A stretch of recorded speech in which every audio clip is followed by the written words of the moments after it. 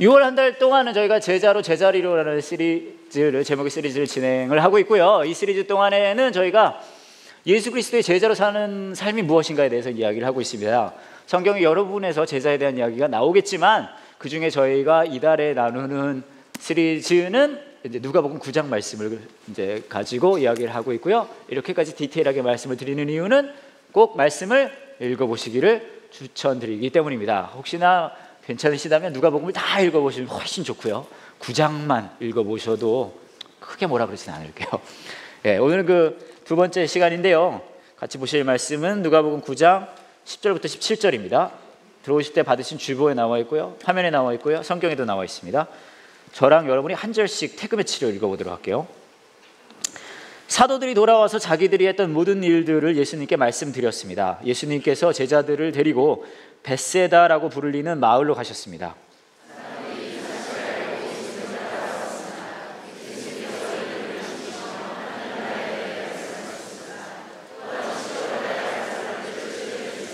날이 저물기 시작할 때 12제자들이 예수님께 와서 말했습니다. 우리가 있는 곳은 빈들이니까 사람들을 보내십시오. 그래서 근처 마을과 농가로 가서 잠잘 곳을 찾고 먹을 것을 얻게 하십시오.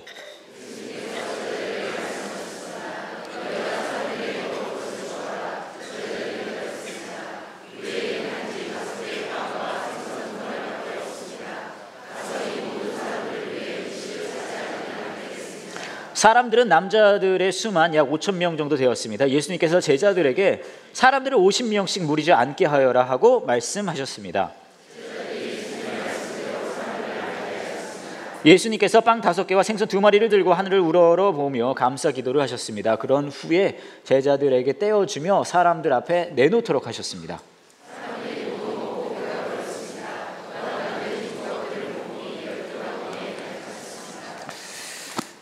제가 이제 우리 교회에서 이렇게 설교라고 그러죠. 이런 메시지를 전하는 일 외에도 가끔씩 외부에 나가서 이렇게 하는 일 때가 있어요. 주로 근데 가서 뭐 집회라든지 수련회 설교라든지 그런 걸 할 때는 대부분은 이제 청소년들을 상대로 많이 이제 그런 거를 합니다.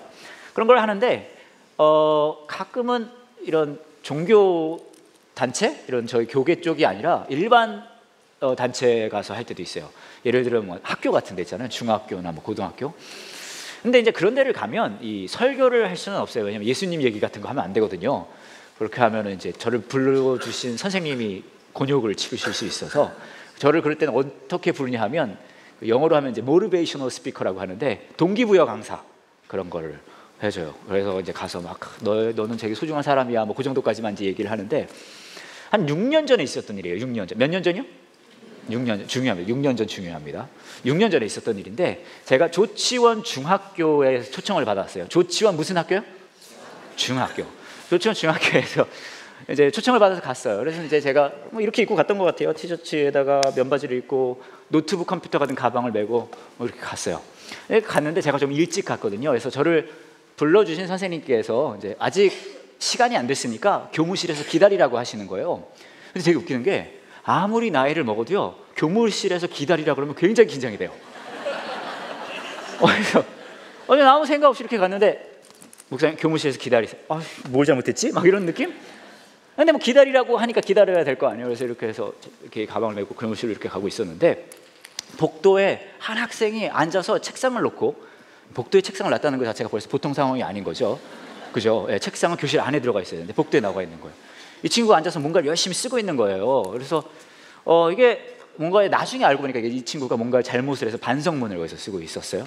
여하튼 저는 이렇게 가고 있었고 이 친구는 이쪽에서 반성문을 쓰고 있었고 이렇게 들어가다가 둘이 눈이 마주친 거예요. 저하고 그 친구하고 눈이 마주쳤는데 이 친구가 저한테 한마디를 했습니다.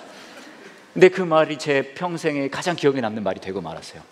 제가 이렇게 입고 옷을 입고 가방을 메고 들어가고 이 친구가 저를 딱 쳐다봐서 눈이 마주친 거예요. 조치원 무슨 학교요? 이 친구가 저한테 이렇게 얘기합니다. 전학생이다.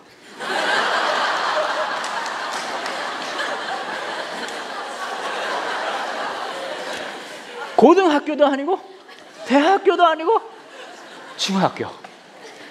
트루 스토리예요. 트루 스토리. 네, 트루 스토리예요. 자, 이게 오늘 설교 하이라이트였고요. 여기서 마무리하는 걸로 할게요.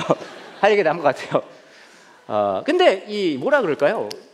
제가 사실 막 그래요. 막 어디를 가면 막 가진 직업에 비해서 너무 보여지는 게 뭐라 그럴까요? 좀 어려 보이는 그게 있잖아요. 저희 교회 새로 오시는 분들 중에서도 새가족 환영회 할 때 그렇게 말씀하시는 분들 많이 계세요.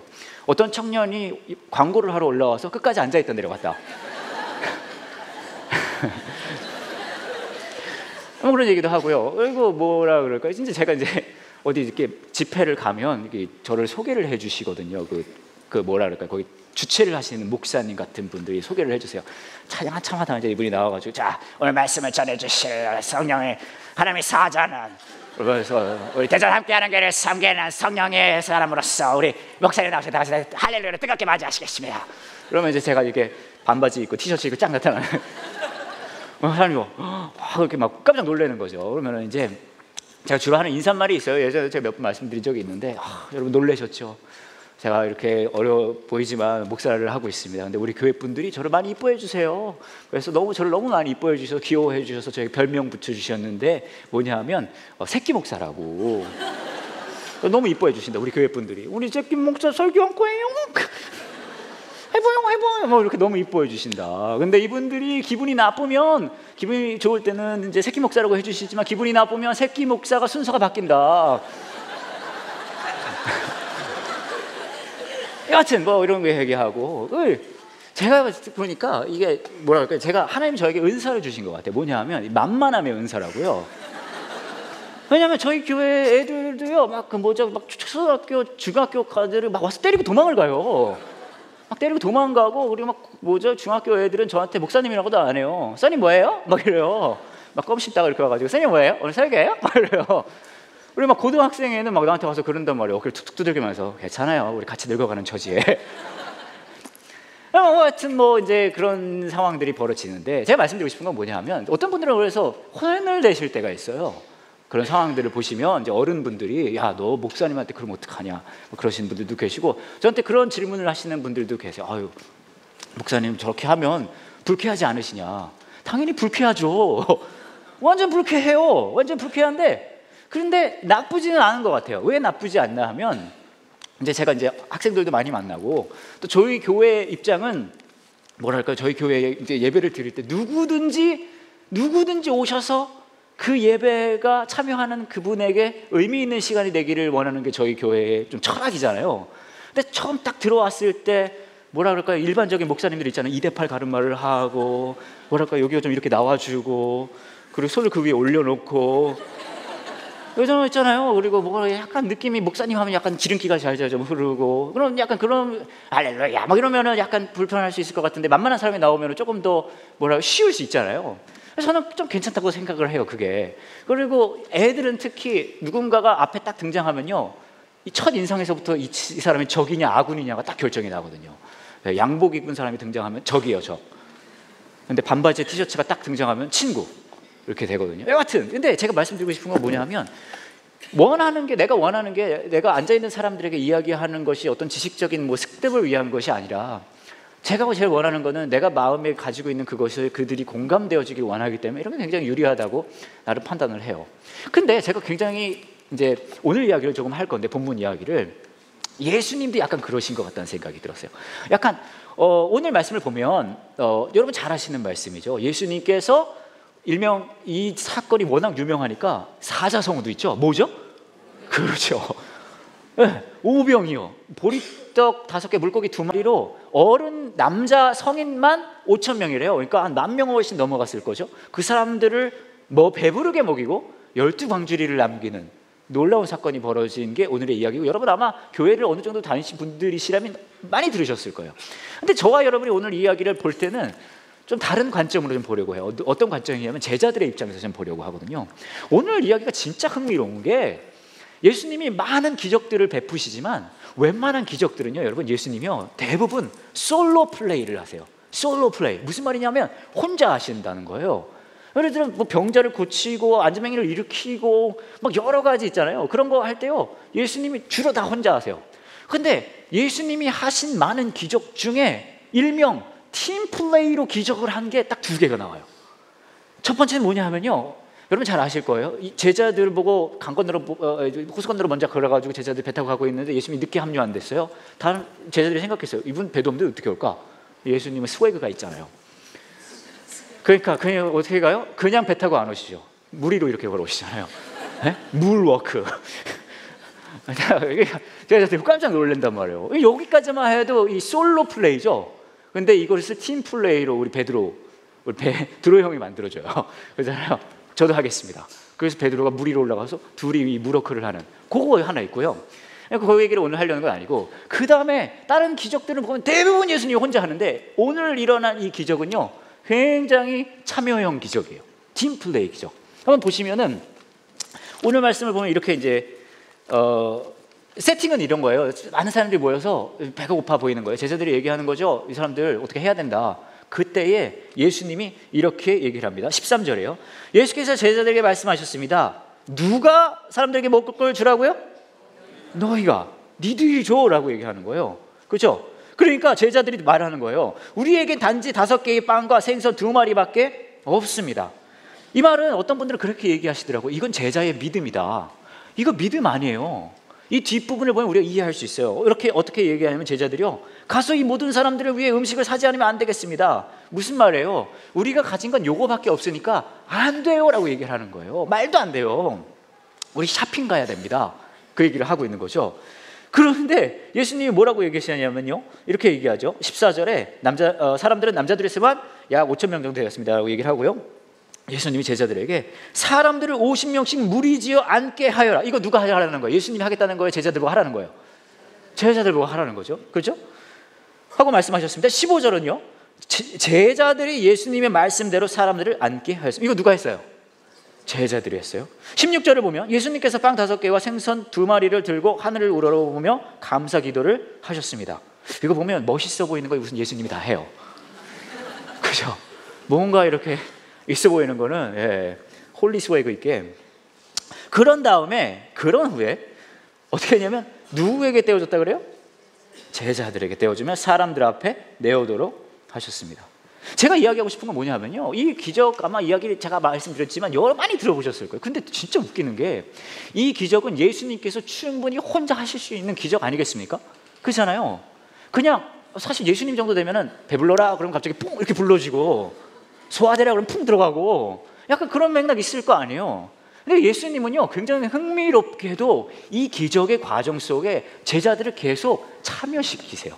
더 흥미로운 사실은 뭔지 아십니까? 이 기적을 행하게 된 계기가, 시작점이 예수님이 아니에요. 예수님이 사람들을 보고 이 사람들 배도 고프네, 뭔가 해야 되겠다, 얘들아 일로 와봐 라고 하지 않으셨어요. 누가 이 이야기를 먼저 꺼낸 줄 아십니까? 제자들이 먼저 꺼내요. 12절에 보면 이렇게 얘기하죠. 날이 저물기 시작할 때 12제자들이 예수님께 온 거예요. 예수님 12제자들한테 간 게 아니죠. 그리고 말하죠. 우리가 있는 곳은 빈들이니까 사람들을 보내십시오. 그래서 근처 마을과 농가로 가서 잠잘 곳을 찾고 먹을 것을 얻게 하십시오.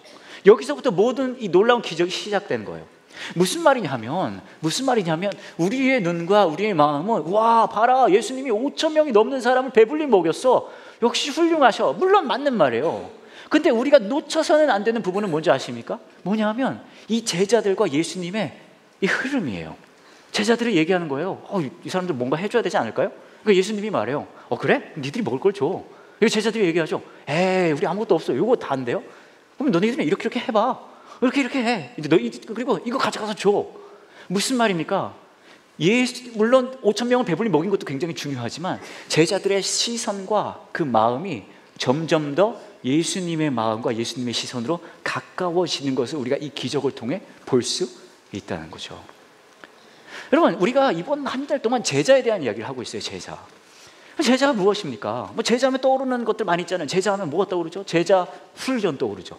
또 이런 거 떠오를 수 있어요. 제자 훈련, 그렇죠? 또 뭐가 떠오를 수 있죠? 제자, 그렇죠. 우리 교회도 할 수 있어요. 문 잠가 놓고 여러분 못 나가게 하고 한 16주 여기서 먹고 자고, 그러면 우리는 요한 목사님은 그것이 알고 싶다에 나가겠죠. 제가 일부러 그런 건 아니고요. 근데 물론 그런 것도 중요해요. 제자 훈련이 나쁘다는 게 아니에요. 근데 어쩌면 제자라는 것의 진짜 핵심은, 제자가 되는 것의 그 과정은 어쩌면 간단할 수 있을 거라는 이야기죠. 뭐냐 하면 나의 시선이, 나의 마음이 점점 더 예수 그리스도와 닮아가는 것. 그게 다 아닐까요? 솔직히 말하면 그렇잖아요. 그러니까 예수님께서 이 과정을 하는 거예요. 야야야야, 알아, 너 지금 그게 보이지? 그럼 이걸 보는 건 어때? 이건 어때? 우리의 시선, 제자들의 시선을 바꾸면서 그들의 마음이 예수님의 마음에 닿게 합니다. 이게 되게 중요해요. 왜냐하면 어떤 제자가 된다는 것, 뭔가를 배운다는 건요, 지식적인 것을 배우는 것도 중요하지만 진짜 중요한 건요, 마음이 바뀌는 게 진짜 더 중요하거든요. 여러분 혹시 라면 좋아하십니까? 라면? 안 좋아하세요? 제 말 못 알아들으세요? Do you like 라면? 아니, 저는 라면 좋아하거든요. 라면 전 진짜 좋아해요. 라면은 하루 중에 언제 제일 맛있죠? 밤에 맛있어요. 되게 웃기지 않아요? 왜 그럴까요? 저는 이게 태초에 하나님이 만든 질서가 아닐까 싶어요. 그렇지 않아요? 라면이 있으라 하심에 라면이 생겼고 보시기에 좋았더라. 밤이 되었고 아침이 되니? 점점 이단스럽게 돼가고 있습니다. 근데 라면이 밤에 맛있잖아요. 근데 저도 라면 되게 좋아해서 저도 이제 라면을 밤에 많이 먹었어요. 근데 어떤 일이 벌어졌냐 하면 제 인생을 바꾸는 사건이 하나 생겼습니다. 일명 결혼이라고 하죠. 그래서 결혼을 하고 났는데 저희 아내는 밤에 되면 아무것도 먹지 않거든요. 그래서 제 아내가 제가 이제 어느 날에 이제 결혼을 하고 나서 얼마 안 됐죠. 이제 라면을 끓여 먹으러 밤에 뭐 먹고 싶어서 그랬더니 제 아내가 저한테 이렇게 담담하고 되게 뭐라 그럴까 다정하게 물어보더라고요. 지금 뭐 하는 짓이냐고. 그래서 제가 얘기를 했죠. 아니, 나 지금 라면을 끓여 먹으려고 한다. 그랬더니 제 아내가 그러는 거예요. 아니, 나 밤에 이런 거 먹으면 몸에 좋지 않다. 제가 깜짝 놀랐어요. 이런 사상을 가지고 있는 여자였구나. 결혼을 해버리고 말았네?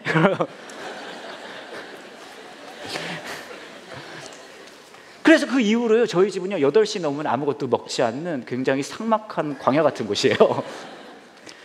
근데 제가 이제 아예 안 먹을 수는 없잖아요. 되게 웃기는 게 제 머리로는 이해를 해요. 이성으로는 이해를 해요. 제가 납득을 해요. 밤에 라면을 먹어서는 안 된다. 이걸 먹으면은 3년도 안 돼서 죽을 거니까 막 그러고 머리는 이해를 해요. 근데 무슨 일이 벌어지는지 아십니까? 제가 이렇게 이제 저희 집 주방을 산책하다가 라면이 보인단 말이죠. 라면이 눈에 들어오면요, 그 라면이 머리에 보고를 해요. 저것은 라면이다. 그럼 제 머리는 이성적으로 판단을 해요. 먹으면 안 돼. 건강에 좋지 않아. 말 되죠? 그러면 안 먹으면 되잖아요. 근데 거기서 끝날까요? 안 끝나요. 그 다음에 머리가 그걸 어디에 보고하는지 아십니까? 제 마음에 보고를 해요.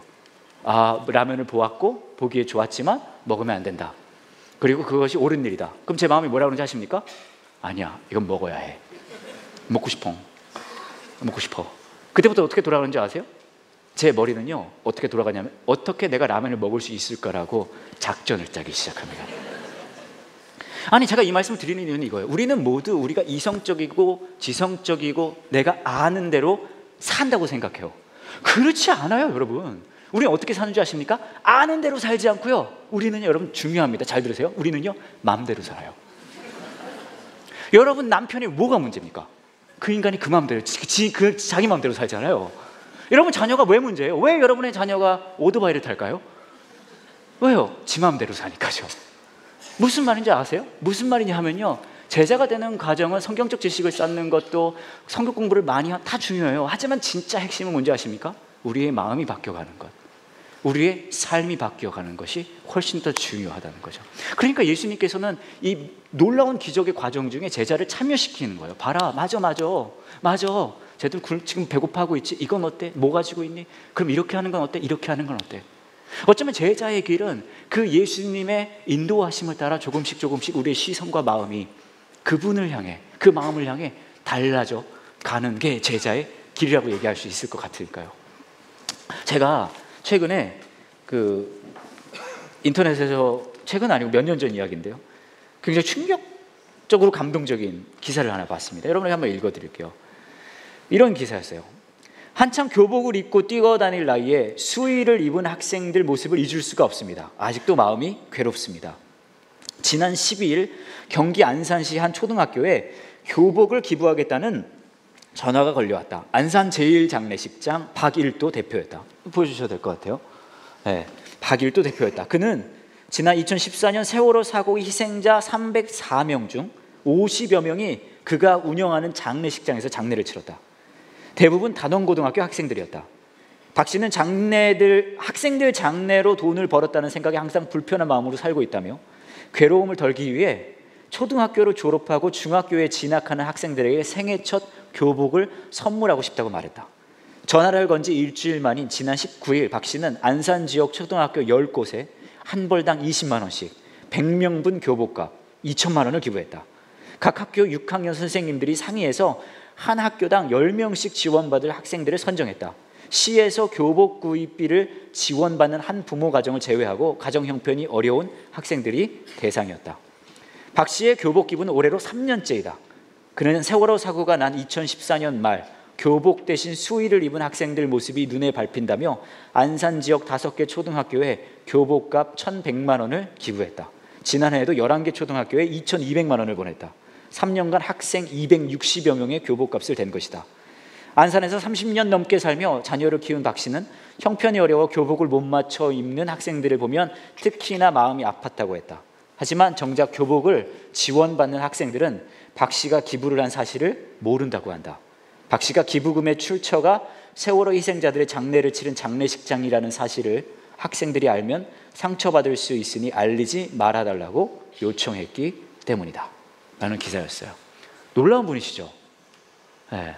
근데 제가 이 기사를 보면서 생각했어요. 이분이 해마다 초등학교를 졸업하는 아이들에게 첫 교복을 그 안산시에 있는 아이들에게 선물을 해주는, 가정 형편이 어려운 그 아이들에게 선물을 해주는 그 자체가 너무 멋있는 거예요. 그렇잖아요. 근데 그 멋있는 행동도 멋있지만 그 행동의 시작점이 더 중요하다는 생각을 했어요. 무슨 말이냐면 그전에는 이런 부분에 전혀 관심이 없던 이분이 그 참담한 사건을 겪고 나서 그 304명 중 50명의 학생이 이분이 운영하는 장례식장에서 장례를 치렀다는 것이 이분의 마음과 삶을 바꿔버리는 계기가 되었다는 거죠. 그리고 그 선행은 그냥 쫓아오는 거였어요. 근데 생각해보면 하나님이 저와 여러분을 하나님의 자녀로 삼으실 때, 예수님이 저와 여러분을 제자로 부르실 때는요, 우린 다 그렇게 생각해요. 내가 해야 할 일이 무엇인가? 내가 해야 할 일이 무엇인가? 근데 되게 재미있는 사실은 뭔지 아십니까? 예수님이 저와 여러분을 제자로 부를 때는 특별히 크게 해야 할 일을 엄청 자세하게 주진 않으세요. 대신 저와 여러분에게 다른 이야기를 하십니다. 뭐냐 하면요, 이분은 50여 번의 장례식장이 이분의 인생을 바꾼 것처럼 저와 여러분에게도 우리의 인생을 바꾼 단 한 번의 장례식, 그것을 보여주십니다. 지금으로부터 2000년 전에 전지전능한 그 하나님이 이 땅에 인간의 몸으로 오셔서 처절하게 죽어간 그 장례의 자리죠. 어떤 자리일까요? 십자가입니다. 예수 그리스도의 제자가 해야 할 일이 무엇입니까? 많이 성경 공부해야 되고 헌금해야 되고 교회 생활 열심히 해야 됩니다. 하지만 진짜 우리가 놓쳐서 안 되는 그 사실이 뭐냐 하면요, 예수 그리스도께서 저와 여러분에게 먼저 행하신 그 은혜를 기억하는 거겠죠. 그리고 그 은혜에 사로잡혀서 우리의 시선과 마음이 그분의 시선과 마음을 닮아 가야 된다는 거죠. 제가 얼마 전에 재밌는 인터넷 포스트를 하나 봤는데요, 굉장히 흥미로웠어요. 외국에 사는 친구와 한국 분이 대화를 하는 내용인데요, 이런 내용이었습니다. 보여주세요. 외국인이 이렇게 물어봅니다. 이 한국 분에게 한국에 숙취가 없게 해주는 매직 드링크가 있다는데? 라고 물어봐요. 여러분 혹시 숙취 아십니까? 모르세요? 모르는 척 하시는 거 봐라. 예, 술을 과하게 드시면 몸에 남는 선한 영향력을 숙취라고 합니다. 근데 이제 숙취를 없애주는 매직 드링크가 한국에 있다는 거예요. 아마 여러분 몇 개 떠오르는 분들 계실 수 있을 거예요. 오늘 아침에 마신 분도 계실 수 있겠죠. 이 사람이 물어보는 거예요. 이 한국에 계신 분이. 이 이름이 뭔데? 그때 이 외국인이 말합니다. IDH 그러는 거예요. 근데 여러분 숙취 해소 음료 중에 IDH 들어보신 적 있으십니까? 못 들어보셨죠? 저도 이거 보고서는 IDH라는 음료수가 있나? 떠오르지가 않는 거예요. 아무리 생각해도. 이분도 마찬가지였겠죠? 물어보는 거예요. IDH? 나 처음 들어보는데? 라고 얘기해요. 그러니까 외국인이 말합니다. 아니야, 그 음료에 IDH라고 써있어 라고 얘기하는 거예요. 여러분 숙취 해소 음료 중에 거기 IDH라고 써있는 음료 본 적 없으시죠? 그래서 이분이 궁금한 거예요. 뭔 얘기하는 걸까? 어떤 한국의 음료가 숙취해서 그렇게 좋다고 그럴까? IDH라는 음료 처음 들어봤는데? 그래서 사진 좀 보여줘 그랬더니 이 외국 분이 보내줬어요. 사진을 보여주세요.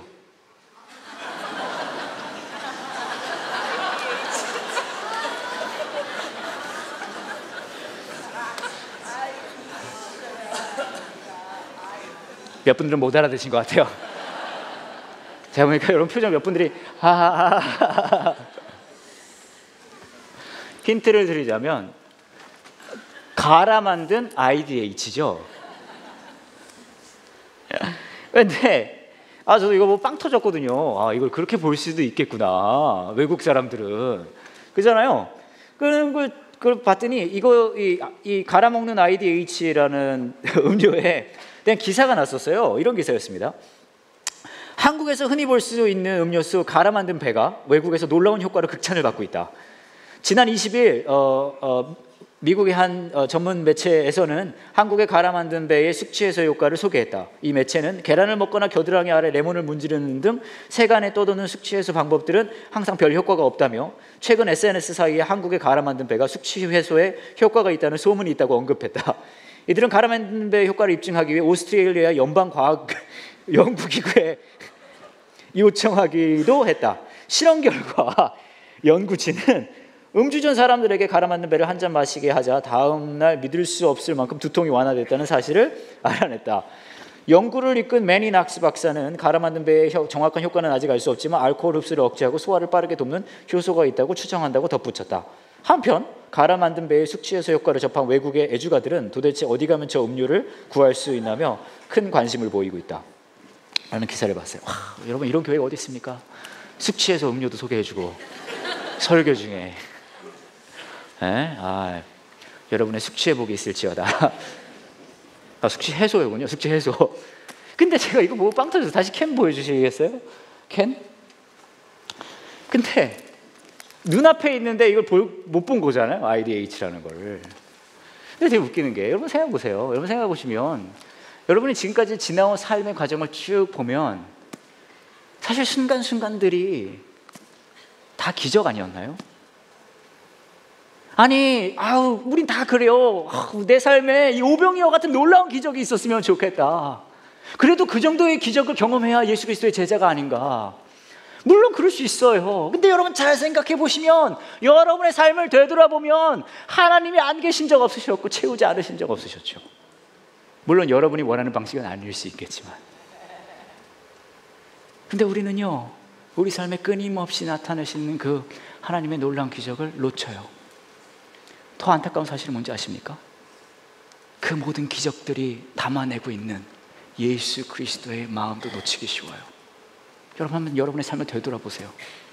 그 여러분의 삶의 그 과정 중에 여러분을 통해서 여러분이 어떻게든지 그 예수 그리스도의 마음을 닮아가기 원하는 그 예수님의 마음이 곳곳에 아마 흔적이 남아 있을 거예요. 그리고 말씀하시죠. 야, 너 그거 보이지? 이렇게 하면 될 거야. 조금씩 일로 따라와. 나의 마음을 네가 보기 원한다. 그리고 이 마음 가지고 네가 있는 그곳에서 네가 섬길 수 있는 그 사람을 섬기기 원해. 그게 제자의 부르심이죠. 우리는 모두 오병이어 같은 놀라운 기적을 보기 원합니다. 저도 그거 보고 싶어요. 근데 더 놀라운 사실은 뭔지 아십니까? 어쩌면 그거보다 더 큰 기적은 이 좋은 날, 이 좋은 시간에 이 더운 데 앉아가지고 하나님의 마음을 더욱더 알고 싶어하는 나의 모습, 여러분의 모습이 더 대단한 기적 아닐까요? 그리고 예수님께서 말씀하시는 거예요. 너에게 내 마음을 조금 더 보여줄게.